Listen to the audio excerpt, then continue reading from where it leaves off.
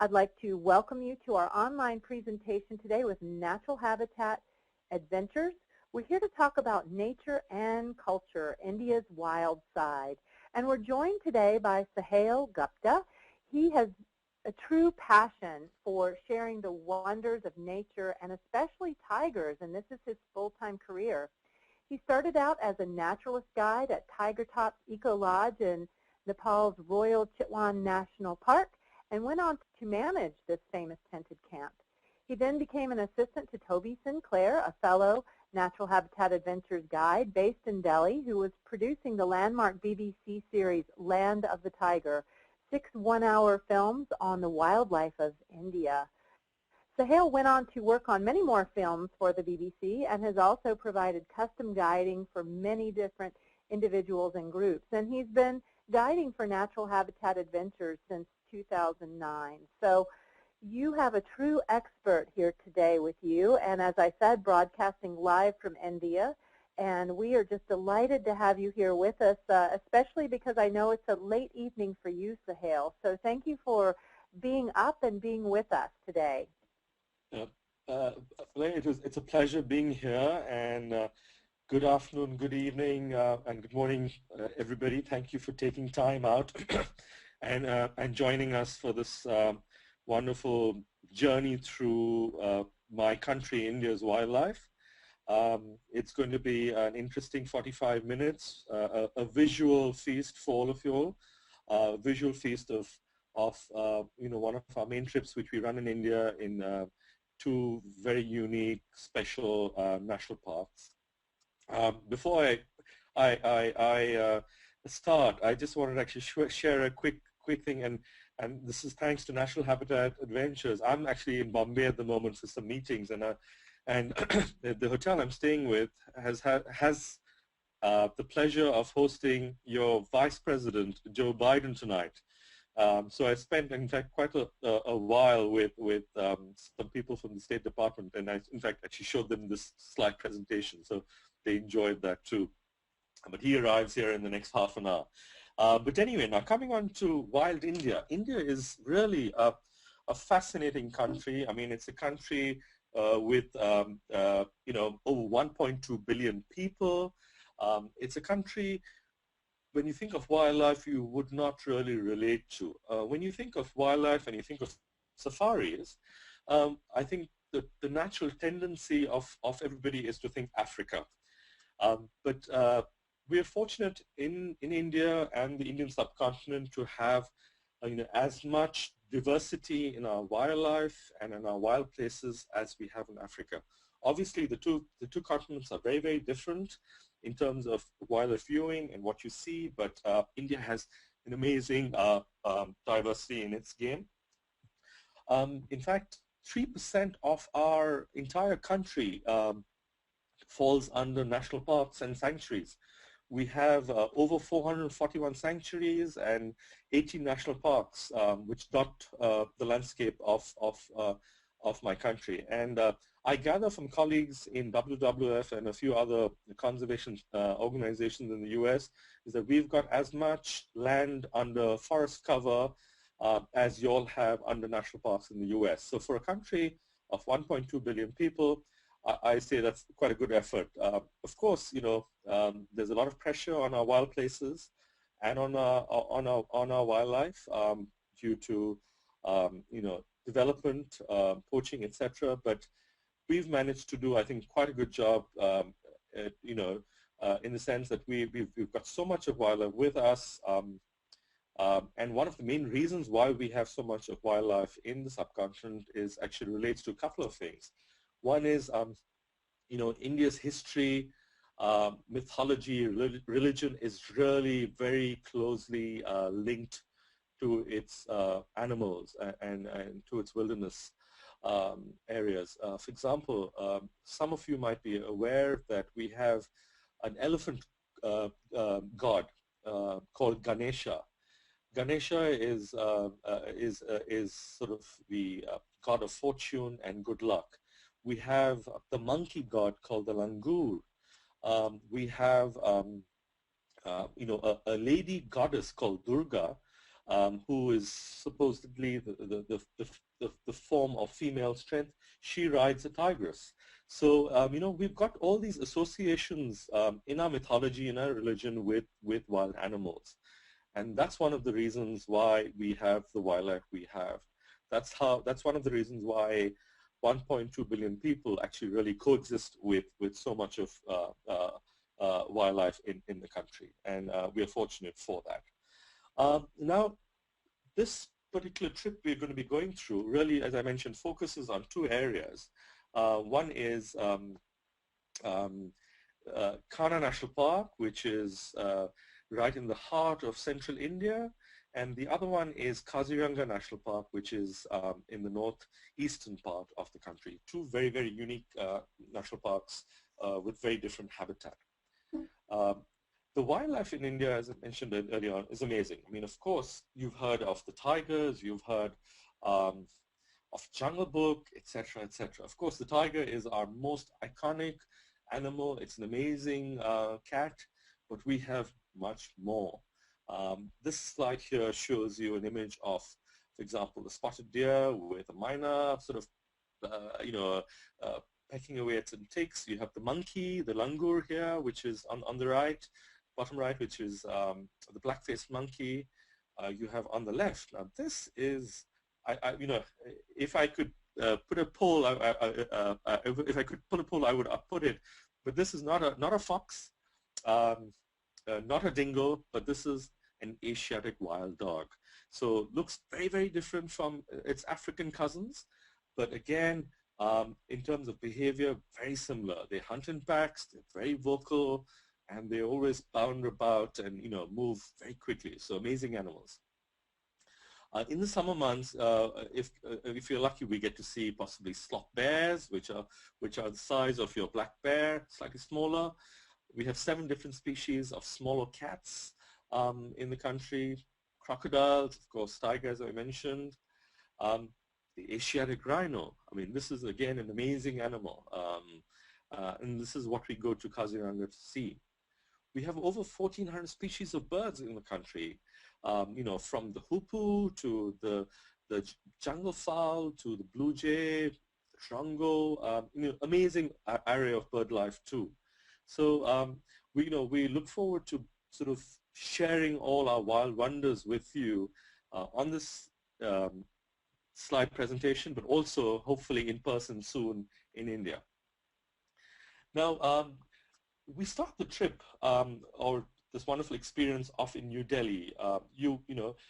We fly you from the United States to Delhi, where you are scheduled to spend 1 full day in the city exploring its many sites. New Delhi is the capital of India. It's a city of 14 million people. It's actually the 7th city of the area, New Delhi. New Delhi was built by the British in 1947 by Lutyens and Baker. So it's an amazing city. So New Delhi is very colonial, but the 6 cities prior to New Delhi are amazing in itself. They are, they trace back from the great Mughal empires, from Akbar to Shah Jahan. This particular slide here is the tomb of the Emperor Humayun, who was an amazing emperor, Mughal emperor too. And you can just see the scale of the building. So there's a lot to see in Delhi from a historical perspective, but also from Delhi's a very spread out green city. So it's a great place to start your Indian adventure to settle in and get a feel of the country before we head into India's wild places. Normally when we have guests coming out for this particular trip, they will add on a few nights prior to the trip starting off. So, you are comfortable and you've got over your jet lag and, you've adjusted to your new surroundings. From Delhi, we go down actually to central India. However, before that, I'd like to just show you this one other slide of a wonderful tower called the Qutub Minar, which is again the fifth capital of Delhi. Now, Delhi over time had been ruled for maybe generations by one royal family belonging to a certain dynasty, and then you had another dynasty come in and vanquish them and break down their capital and rebuild. So that's how we had 6 success.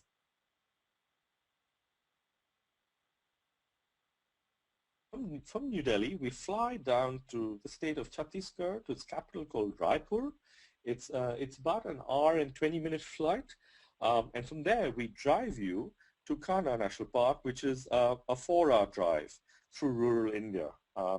And Kanha, as I was mentioning, is an amazing park. It's one of India's best managed national parks. It covers an area of over 1,900 square kilometers. This particular slide here really shows you the expanse of the landscape of Kanha.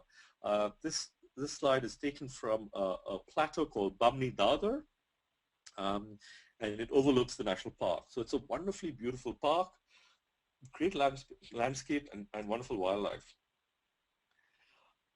Here we see a slide of one of the sort of forest roads in the meadow of Kanha.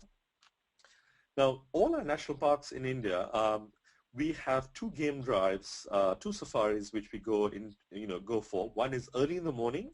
The first safari normally would start between 5 to 6 in the morning, and we head out after a cup of coffee, and we go in with a packed breakfast into the park. And we actually use vehicles like this. This is a Suzuki vehicle, which we have 4 guests sitting in with your guide, and we drive through the park. This image actually is of 2 very wonderful people. This gentleman on the left is George Schaller, who many of you might know. He used to be director of the Bronx Zoo and then WCS. And the other gentleman on the right is Ullas Karanth, who is one of India's foremost conservationists and tiger scientists. They're actually here in the meadows in Kanha photographing 2 jackals, as you can see. This slide here gives you a lovely sort of feel of the forest. While you have the open meadows of Kanha, but you also have the forests of the hardwood called sal. And when you're driving through the park, we keep on driving through patches of forest like this, and then we go into open meadows where the game viewing is really very good. Lovely image here of, again, one of the meadows. This is the Bishanpura meadow in Kanha. And you can see the park elephants going out tracking every morning. They go out tracking every morning through the season, and it's wonderful to see them walk through the forest. And they're really 4-wheel drive vehicles for the parks, because we can't take our vehicles off-road in our parks in India because of the dense undergrowth. While we're on game drive, we'll be looking at many different animals, from spotted deers to the monkeys. This slide here is a wonderful image of a langur, a mother with her child. I spent hours just watching them playing, and especially the younger ones are so mischievous and playful, and they're up to all these antics, and you could really spend a lot of time watching them. So they're wonderful animals to watch. The spotted deer and the monkeys are also the eyes and ears of the forest. They really are sentinels of the forest. While the monkeys are up on the trees looking out for predators and danger, and in partnership with the spotted deer, who are at the bottom of the tree feeding, and again looking out here for wild animals, predators like tigers or leopards or wild dogs. And they're really, when we are on game drives, we really depend a lot on both the langur monkeys and the spotted deers to tell us what's going on in the forest. I mean, whether there are any predators around, by listening to their alarm calls. So they're amazing animals to watch, but also very important animals for us to help track the predators in the forest. As mentioned before, we have lots of birds. Kanha has over 300 species of birds. One of them is the peacock. Again, very strong flyers, but stunningly beautiful birds. Like the peacock, you have the hoopoe, you have the flycatcher. So huge array of bird life in Kanha for us to experience. This amazing animal is called the gaur, G-A-U-R, or more commonly referred to as the Indian bison. It's not related to the bison you have in America. The gaur is essentially the world's largest wild oxen. It weighs over a ton. It's an amazingly strong animal, very, very quick. We've been actually fortunate and privileged to be involved in a conservation effort which helped move 50 of these animals from Kanha National Park to another national park close by where they were translocated, and the team, we sort of contributed in many ways, so we were very pleased with this effort. This slide here is of a very important animal. This is the swamp deer, the hard ground barasingha. There were only 66 hard ground barasingha left in the world in the early 80s in Kanha. Kanha is the only home for this barasingha, this species. You don't find them anywhere else in the world. And from 1980 and 66 to 2013 and over 600. So a great conservation success for the Indian Park authorities. And we'll see quite a few of them, and they're wonderful, especially in the winter mornings in the mist with their wonderful antlers and racks. A great sight to see. This photograph here is of a small pack of 4 wild dogs, as you can see on the edge of this little pond. They were just heading out on a hunt, and in fact you can see 2 of them are very alert. You see their ears up. They've seen game, and they were about to just head off on this chase. As I mentioned before, amazingly sort of agile animals, very vocal, very social, and a joy to see. One of my favorite animals, actually. And of course, the tiger. Now, everybody wants to see the tiger, including me. And I've seen many, many tigers in my sort of span of 20 years of guiding. And in fact, I still get goosebumps when I see one. However close or however far, or however, even if I see a tiger in the bush, not very clearly, but I see it, I still get goosebumps. It's an amazing feeling. Now, this slide here really gives you a sense of how you would see a tiger, or get to see a tiger in the park. You can get very close to the animals. And in fact, sometimes, if you're lucky, they will actually use the vehicle to stalk deer. But that doesn't happen very often now. It used to happen a lot with some individual tigers who were quite clever and used the vehicles as cover. Well, for guests who want to go on a ride on the elephants, we offer them both in Kanha and Kaziranga. However, I'd like to state that these rides are subject to Forest Department giving us permission, because these elephants belong to the Forest Department, and if they are available for guests, we will then offer it to the guests, because it's an amazing experience to get onto these elephants, wonderful animals they are, and then go off into the bush, into the forest, for a short while looking for game. So it's a wonderful way to get a sense of the jungle and really go off-road, and it's quite a unique experience.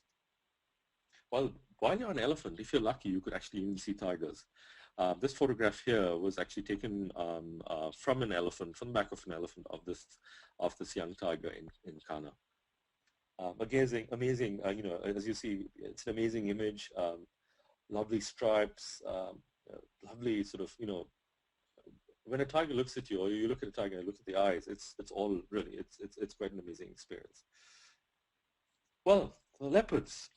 India has leopards, as we do have tigers. However, because our tiger population is quite, is the dominant one, the leopards are forced to be living on the edge of the park. So they sort of live in the shadow of the tiger, and therefore more difficult to see. However, we've had guests seeing leopards in Kanha on quite a few of the trips, and I always enjoy seeing leopards because they are difficult to see and they're a joy to watch. They're really very shy, very agile, very quick, and very, very special animals. From Kanha, after spending 4 nights in Kanha, we then fly to Calcutta, to the eastern part of the country. We basically, in Kanha, we drive back to Raipur for 4 hours, and then we take an evening flight to Kolkata or Calcutta, Calcutta, it was the old name. It was the city where I grew up. I grew up in Calcutta, and I sort of went to school and college there. Um, it's an amazing city. It used to be the capital of the British Raj till the British built New Delhi. So it has a lot of history. You know, it was the hub for art, for literature, for music, for films. It was a very important business hub also till the cities of Bombay and Delhi became more important.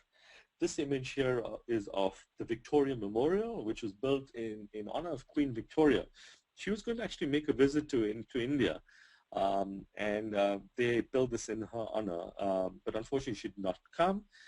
There's one story which keeps on doing the rounds, and to be honest, I'm not sure how true it is, but one story goes that the then Viceroy really built the Victoria Memorial, of course, in honor of Queen Victoria, but he wanted to create a monument as grand as the Taj Mahal, and therefore sort of created this amazing structure. It sort of lords over the skyline of the city, and it's quite a special place. It's wonderful open parks, and you have the race course and the polo grounds next door, so it's a lovely part of the city.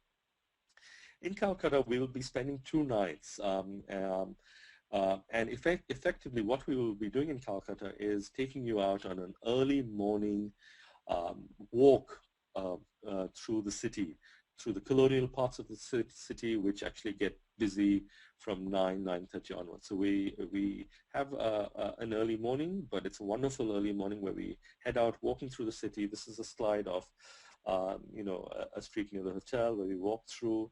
You walk through past these wonderful old colonial buildings, which are now offices of the government of West Bengal and the bureaucracy.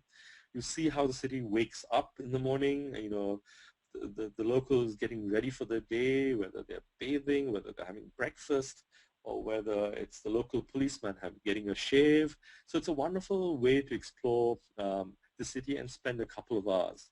After our walk, we really then, we go and have breakfast back at the hotel or at a little cafe, and it's an amazing experience. This slide here shows the St. John's Church, which is again an iconic sort of structure in the old part of Calcutta, and has some wonderful stories to tell. Another view of the Writers' Building, which is where the seat of the government of West Bengal sits. Again, you can see the detail work, some amazing architecture, and a very, very fascinating experience, really. From Calcutta, we then fly you further east. We go to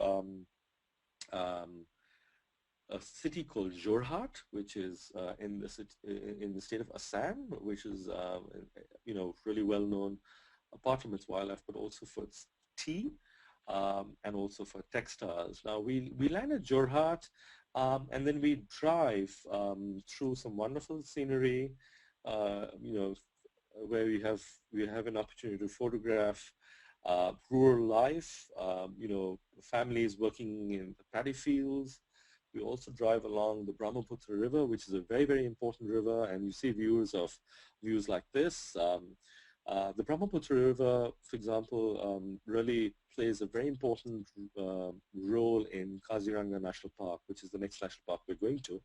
The Brahmaputra actually flows from the Tibetan plateau down into India. So it's really a very important water source and a channel and a river which is used in the past for trade, and still does. A lot of trade does still go on through this river. This image here, apart from the river, you can see these wonderful brick kilns, so local bricks and tiles being made on the edge of the river here. This is a wonderful slide of a guest from one of the natural habitat trips.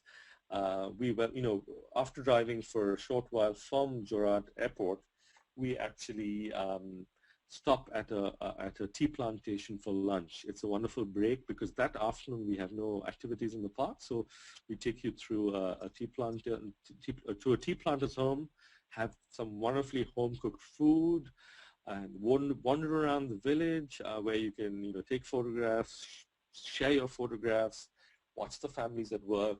This slide here really is of a family working on the loom, and they're actually producing a sari, which is what this lady is wearing.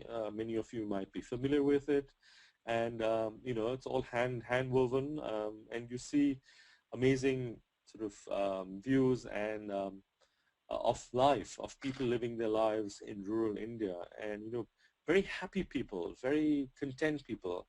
They might be, when you compare them to a person living in an urban city or living in the West, they might seem poor, but they are very, very content with what they have, and they're happy. They're happy with with life, and that's what you really go away with when you visit rural India and other parts of Southeast Asia, even though they might be relatively less off, but they have a happy life. After lunch, we then drive onto our lodge at Kaziranga National Park. This photograph here is of the lodge called Diflu Lodge. And the whole journey from landing at Jorhat to the lodge with the lunch and activities at the tea plantation is about 4 hours. So you get into the lodge by about 4 o'clock in the evening.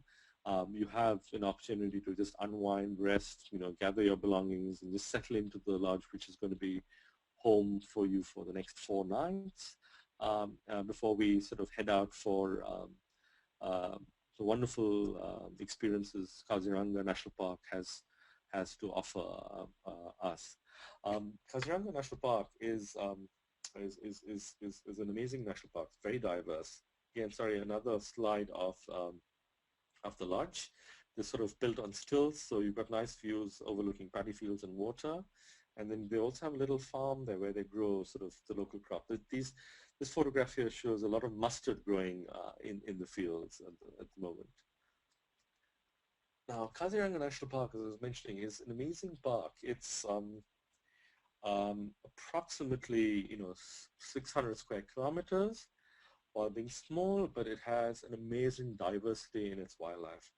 It's got close to 1,400 rhinos, so one of the largest population of Asiatic rhinos. You have wild elephant, you have one of the highest densities of tigers in Kaziranga. But however, I must just pull out a red flag here. Even though we have one of the highest densities of tigers in Kaziranga, they're very difficult to see. And you will notice why in a few slides from now, because of the tall elephant grass. The habitat in Kaziranga is very, very different from Kana. It's a floodplain. The plains are flooded by the Brahmaputra River. It's swampy, and you have very tall grasses. So it's quite difficult to see tigers. But having said that, we've had many groups in the last few years who have seen glimpses of tigers in Kaziranga National Park. Apart from tigers, you have you've got hula gibbons, you've got the Gangetic dolphin in the rivers. In fact, some of the trips, what we will do is we will actually do a boat cruise down the Brahmaputra River, and we look out for Gangetic dolphin, and it's wonderful to see them sort of bob up and down, and we actually take a packed lunch out for that experience. So it's a wonderful experience. So Kaziranga is a special place, and this image here really shows you an image of guests going off from the lodge to the park, and here you see a park elephant actually sort of coming back from the national park after gathering its fodder or its feed for the day. A nice image of an Asiatic rhino coming out. Very heavy animal, prehistoric. You see these wonderful armor plates. So very different from the black and white rhinos of Africa. One horn, and while they're very large, they are very heavy, but they're very, very quick animals. There are about 4,000 rhinos left in the world today, Asiatic rhinos. close to 1,500, as I mentioned, are in Kaziranga. You have a few rhinos in Nepal and further in other parts in Bhutan, etc. So, but Kaziranga is really one of the best places to go and see rhinos. And again, they come very close to the vehicles. You know, when you're out in the vehicles or when you're out on elephant back in Kaziranga, sometimes you will see you know, a group of maybe 10 to 15 rhinos in a large wallow. And that's what amazes me about Kaziranga. It's just the sheer numbers of these large mammals together. This is, again, another image of that. It was an earlier image where you saw this mother rhino, and then I think there was a calf at the back coming through, you know, giving everybody a nice photo op. Now, when you look at the horn here of the rhino, again, as in Africa, you know, the rhino is on the endangered list. There are cases of rhinos being poached, both in Kaziranga and other parts of the country. And essentially the horn is just matted hair. It's nothing more. But one thing good about Kaziranga is all the parks in the national park have guns. So when it comes to poaching, they shoot first and ask questions later. And that's one of the reasons why Kaziranga has had so much success in building up its population of rhinos to where they are today. You also, as I mentioned, have wild elephants. This is of a photograph of a female, you can tell very easily male from female because the males will have larger tushes, the females don't, and also from the size. This is sort of a young female, actually no, it's the mother, sorry, with a little calf at the back, so she's really protecting her child. Again, wonderful animals, one of my favorite animals, wild elephants. And when you're in Kaziranga, apart from seeing them from your vehicle, as you do in this slide, you will also see them when you go out on elephant back safaris. So it's an image of some of our colleagues from Natural Habitat Adventures out on a trip a few years ago. Now, when you're out in Kaziranga, as I mentioned, on elephant back, you see the you know, tall elephant grass, and that's what sort of makes Kaziranga what it is. It's a great place for the Asiatic rhino, for wild elephants, for even the wild buffalo, which we don't have an image of here, but there are many water buffalo there. And these animals really thrive in this habitat. But also you have tigers, but tigers are difficult to see in this dense jungle. Another image of some natural habitat guests going out on the elephants. This is a tusker, a male, as you can see his tusks, and there's another big male at the back. Just wanted to point out a few bits of interesting information. Now, you will notice that the elephant's ears have folded forward, and also you'll notice the depigmentation on the ears and around the eyes and on the trunk. Now, the depigmentation really indicates the age of the elephant. The older the elephant gets, you know, the more depigmentation happens. And again, with the ears folding forward, with age, the ears also fold forward. Now, elephants, the Asiatic elephants go up to, you know, at the shoulder, a big elephant can go up to 13 to 14 feet. Obviously not as big as our African cousins, but you know, large enough nevertheless. Lovely image here of the morning elephant ride in Kaziranga. As you can see, you know, all the elephants are out, and you can see the swamp deer, you can see other animals, and this is where you will see large gatherings of wild elephants, and also in the wallows of Asiatic rhinos. So it's a quite a amazing one-eye experience. Gets you close to the animals. And you can see the sort of the mist rising in the background with the hills at the back. So this really portrays what Kaziranga is about. You know, you have the grasslands, you have the riverine forest, and then the hills. Another image to show you how close you get to a rhino on elephant back. In fact, you get much closer than this, but this puts things in perspective. But this is a watchtower in Kaziranga. Now we also, you know, because of the way the park is laid out, It's nice to go and spend some time at the watchtowers, either looking for other game or photographing game, or even looking for birds. And we sort of break that up, you know, through the 4-day trip. We will go and spend maybe a morning or two at the watchtowers. And this is a visual for one of the watchtowers, lovely light. Sorry, the quality of the slide is not that great, but it shows Pallas's fishing eagle right here, and the nest right there of the eagle. So these are some of the views you get from the watchtowers. We also will go and you know, do some bird watching on the ground, or looking for smaller mammals. We always carry a telescope with us and spare pairs of bins, so guests can have you know, take full advantage and get some great viewing. This image here is actually at another range of Kaziranga National Park. This is called the Burra Pahar Range. This is a more tropical foresty area rather than grasslands, but this is where we see the bullock gibbons. And they're amazing animals. This is a must-do on any trip to Kaziranga, looking for gibbons, and we spend the morning doing that. And it's nice to get out, stretch your legs, you know, and get a break from sitting in the vehicle for 4 hours at a stretch. Now, other activities. Of course, we've talked about wildlife and the game we see both in Kana and Kaziranga. But here in Kaziranga, we can also organize you to go and bathe the elephants, you know, watch them being fed, and it's nice. It's a nice opportunity to just go and, you know, have some fun with the domestic elephants.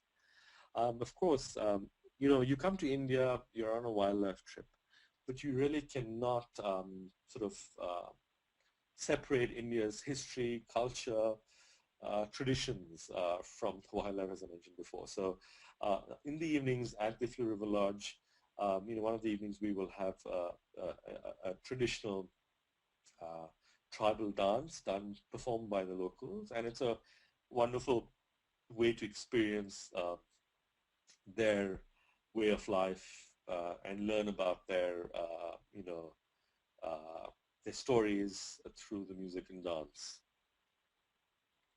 Another wonderful image of these wonderful ladies, you know, dancing in the evening. From Kaziranga, we drive for 5 hours to the capital city of Assam, called Guwahati, where we then board a flight to Delhi. So we, you know, this is essentially a travel day where we fly to Delhi, we get into Delhi in the evening, we spend the night in town, and early the next morning, we then drive to Agra. You have a new expressway which connects New Delhi to Agra, and it takes about 4 hours to get to Agra. Go to Agra to really see the Taj Mahal. You know, again, I've been to the Taj Mahal many, many times, and you never tire of it. You know, it's amazing. If you go in summer, it looks a certain way. If you go in winter, it looks a different way. Even if you go early in the morning, late in the afternoon, midday, the Taj really always reveals a wonderful side of itself. And what we do is, you know, the day we drive into to Agra, we spend the night at the hotel, and we also sorry, we don't drive, we take the Shatabdi Express, which is a train, and it's actually a nice experience to do because it gives you an experience of a train ride through India. It's a short train ride, it's about 2 hours. Yeah, so it gives you an experience of India and gets you to connect with locals traveling on the train. The train's very, very comfortable. It's air-conditioned chair cars. They're like the trains, I guess, in Europe. You know, the intercity trains, and extremely comfortable. So once we get to Agra, we will actually go and visit the Agra Fort. Then in the evening, we will go and see the Taj Mahal, and return the next morning to see the Taj at sunrise. So you really see this monument of love in, you know, 2 different moods, 2 different time zones, lights, and it's a fascinating experience, really. This other slide is a wonderful slide of Agra Fort. Now, the Agra Fort is where Shah Jahan, the Mughal emperor who built the Taj Mahal, lived. And towards the end of his life, he was actually, his son, imprisoned him, and he actually lived in these quarters. And from here, he had direct view of Taj Mahal. So he lived his life as a prisoner, and he actually died there. It's a very poignant story, and it's a nice way to sort of end your trip in India. From Agra, what we do is we will then drive back to Delhi, and where we have day rooms organized for you near the airport at the Trident Hotel, where you wash and change, have supper, and then we transfer you to the airport for your flight home. So in all, this 13 to 14 days in India really gives you a wonderful experience, because you have not only the wildlife, but you have the culture, the food, the history, the different landscapes and the cities of India. So you get a good sense of this amazing country. I'm sure you'll have many questions. But before I hand over, I just wanted to say that you've got, please do have a look at our website, nathab.com, or call in to our colleagues on the 800 number, or email them for information on these trips. And we do really look forward to welcoming you to my country, look forward to showing you around, and really, sending you back with wonderful wild memories of India. Thank you, Suhail. That was really wonderful and so informative. We do have some questions here, and I would like to invite our audience to send your questions in now. So if you have a question for Suhail, open your meeting room control panel over on the right by clicking on the orange button that you see, and then you will see the area called questions. Type your question there, and I will read it aloud to you, to Suhail for you. So we'll start with this one. This is from a lady named Gail, and she writes, I have often heard that it is difficult to spot tigers on safari in India. However, it appears very likely to see one in Kanha. Is this true? Well, Gail, very good question. Now, the secret of seeing tigers is, number one, obviously being in the national park at the right time and going to the right park. So from a perspective of Kanha, yes, Kanha has a very good population of tigers. Number two is also really committing the time. We spend, that's why we spend 4 nights in Kanha and 4 nights in Kaziranga. So you're really spending 8 nights in these 2 wonderful national parks. You're actually doing up to 6 game drives in the parks. So you are investing the time in the parks. And the more time you invest in Kanha, the higher chances there are you will see tigers. And in my experience of guiding for the last 20 years, you have to be awfully unlucky, not to see a tiger, not to see at least one tiger on your visit. But, so it's the right time, it's investing the right amount of time in the park, and obviously, good weather and good luck to a certain extent. But, all these 4 or 5 ingredients do give you a fair shot at seeing tigers in the wild. Well, that's certainly encouraging. Thank you. Several people are interested in the best time to visit for the best weather. Well, okay. Well, India traditionally, from a weather perspective, we have, at the moment, we're in the throes of our monsoon rains, and the monsoons end by the end of September. National parks open from the middle of October, and I would say any time from a weather perspective would be from, say, and also viewing perspective would be from November onwards. I would say mid-November onwards through to March is very good. Of course, when we break down this period from November to March, November, December are cold in the parks, especially in the morning on the game drives due to wind chill. but the days are wonderfully pleasant. The temperatures in November, December, January actually is the coldest of the 3 months, would be about maybe 18 to 20 degrees during the day. In the night, the temperatures would drop down to 5 or 6 degrees centigrade, that is. And of course, in the mornings when you're on game drives, it's cold, but then, we give you blankets, hot water bottles, so you're really warmly clad. So that takes us from November, December, January. February, while being very pleasant, starts actually warming up a bit. March does get warmer. And April, as we go into end of March, early April, the temperatures do start rising. But the heat is still very tolerable. It only really gets very, very hot from end of April into May onwards. All right, very good. Thank you. And there are questions here about, we have some birders. Bruce is with us, and he wonders if there are keen birders as guides in the park. Absolutely, Bruce. In fact, all the guides, be it from the team in India, which work with Natural Habitat, or even the local guides, are very, very keen birders. And if you were to just spend, even for example, between the, obviously when you're on game drives, you are going to be birding and looking for the game. But even while between the game drives, if you walk around the lodge, you could easily notch up, on a good afternoon, maybe 25 to 35 new species for yourself. So lots of great opportunities and very good guides indeed.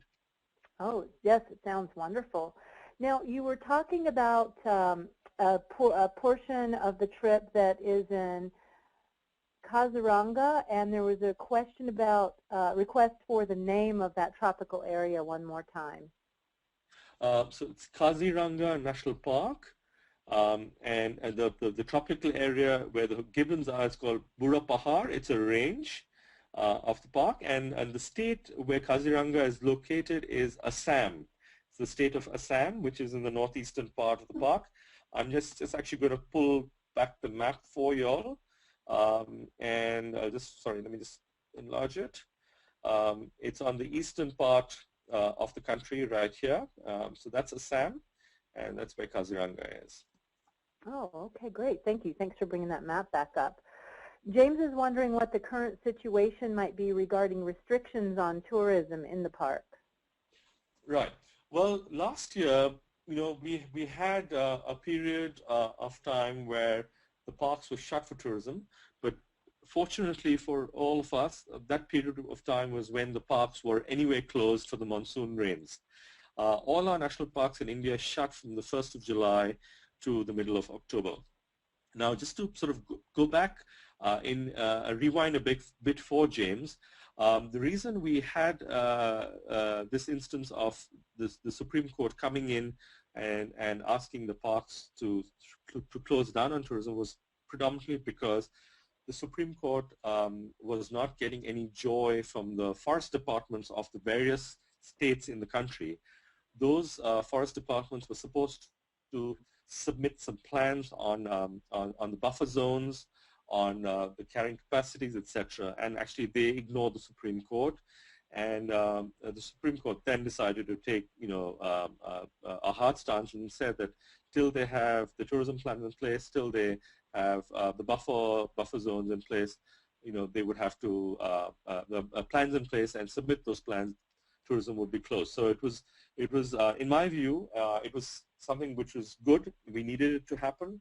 We needed the forest department to get their act together across the country to set up the buffer zones, to set up the management plans, which include tourism, and that's been done. So, since last October 18th, the parks reopened, and we had a full season for guests. Oh, fantastic. Beverly is here, and she first wanted to thank you and let you know that it was a wonderful presentation. And she is wondering whether, as a single woman, it is safe to travel in India and would be safe to go on this trip. Well, Beverly, thank you very much for enjoying the presentation. Beverly, I think India is when you travel with us and when you travel with people who are responsible and know the areas where they go to, it absolutely is fine. we've got family. I have my wife. She also enjoys India's wild places, and she's very often, if I can't travel with her, she'll be off on her own to a national park or to any location where she wants to go, and she's absolutely safe. So it's like any other country. You need to be careful. You need to be alert of where you're going and when you're going. Indians are very, very hospitable people. Yes, we've had, unfortunately, in the past, some instances of issues against women, and that's been more an urban phenomenon for example, in one part of Delhi. But that would not, by any stretch of the imagination, have me rate the country as being unsafe for travel for women. Thank you, Suhail. Our next question is from Linda, and she noticed that on several of the photos, one or two of the elephants had tusks that appeared to have been shortened, and she wondered if this was something that was done purposefully to make them less desirable to ivory poachers. Well, actually, no, not really. What happens is with elephant tusks, I guess it's, they're like our nails. If they keep on growing, they will split at the end of the day. So what the mahouts do is they keep on just sort of shaving the ends off so that the tusk doesn't split. And also sometimes if it's a young male who might be slightly sort of, especially with his mahout, might be slightly mischievous, they'll just blunt the tusk off, so the male doesn't sort of hurt the mahout. But no, it's not to do with poaching. The issue with ivory poaching does exist in India, but fortunately it's come under control. And we had a poacher in the southern part of India called Veerappan, who was active for many years. And fortunately for us, he was caught a few years ago, and he was actually killed in a shootout with anti-poaching forces. And since then, we've I think got a hold of poaching of tusks at least. But each time, the market in Africa gets flooded with, say, a stock of ivory, then there's always danger of poaching happening across the world because you can't really track where the ivory came from. Okay, thank you. So, we talked beforehand that there were probably people who are interested in photography, and we have had a few questions about that. And specifically, there's a question about whether there are good opportunities for street photography between the destinations and the cities.